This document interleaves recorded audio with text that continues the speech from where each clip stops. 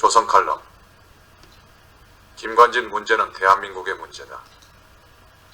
김관진 전 국방장관이 돌아왔다. 지난 5월 그는 국방혁신위원회 위원에 임명되었다. 북한은 히스테리에 가까울 정도로 그를 싫어했다.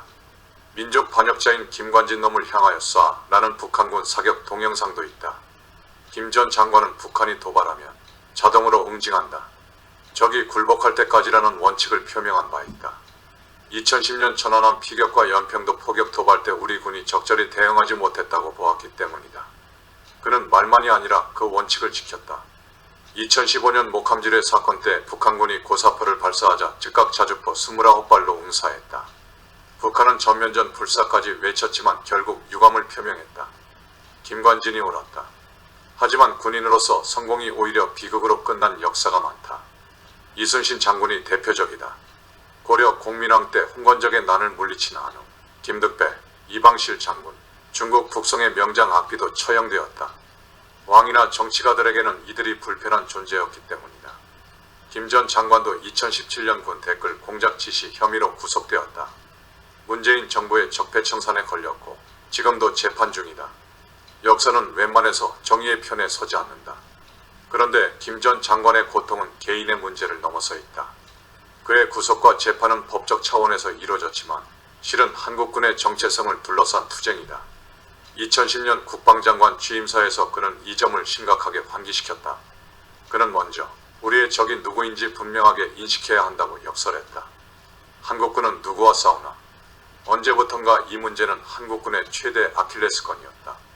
DJ 정부 때 주적 개념 논란이 시작되었고 2001에서 2003년 국방백서가 발간되지 않았다.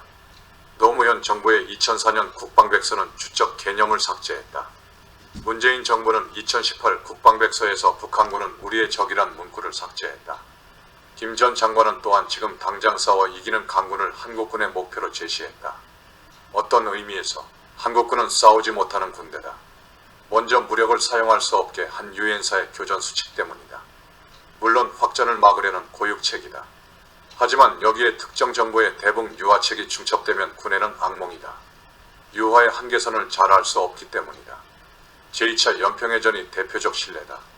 한국군은 교전 수칙에 따라 NLL을 침범한 북한 경비정을 밀어내려다 6명이 전사했다. 당시 DJ가 하달한 사대 지침 중 제2조가 우리가 먼저 발사하지 말라였다. 기존의 교전 수칙과 다르지 않다. 문제는 대통령이 새삼 강조했다는 것이다. 더욱이 DJ 정부는 햇볕 정책을 강력히 추진하고 있었다.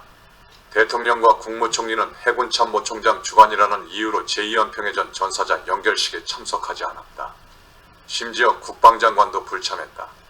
목숨 바쳐 싸웠지만 군은 버려진 느낌을 받았을 것이다. 그런 나라를 위해 누가 목숨을 바치나. 10주기에 처음으로 이명박 전 대통령이 참석했다. 싸우는 군대, 이기는 군대는 군의 영원한 본질이다. 그런데 왜 새삼 강조하는가?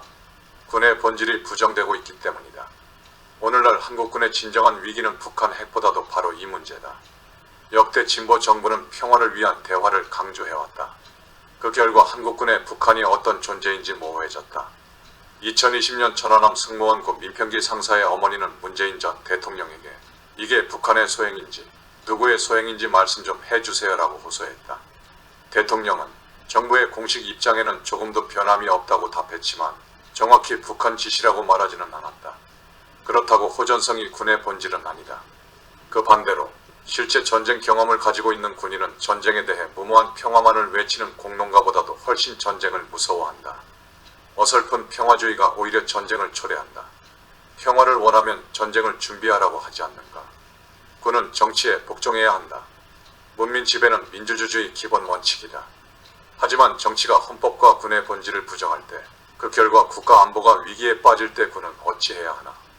이 딜레마는 민주주의 국가의 민군 관계가 겪는 영원한 난제다. 아이러니지만 한국군의 이 공경을 가장 잘 이해한 게 북한이다. 최근 더불어민주당 혁신위원장을 사퇴한 이래경은 자폭된 천안함 사건을 조작하여 남북한 관계를 파탄낸 미 패권 세력들이라고 비난했다. 놀랍게도 국민의 20여 %도 같은 견해다. 북한은 사실 천안함보다 대한민국호의 균열을 타격한 것이다. 이 균열이 커지면 대한민국은 스스로 침몰할 것이다. 김관진 문제는 사실 대한민국의 문제이다.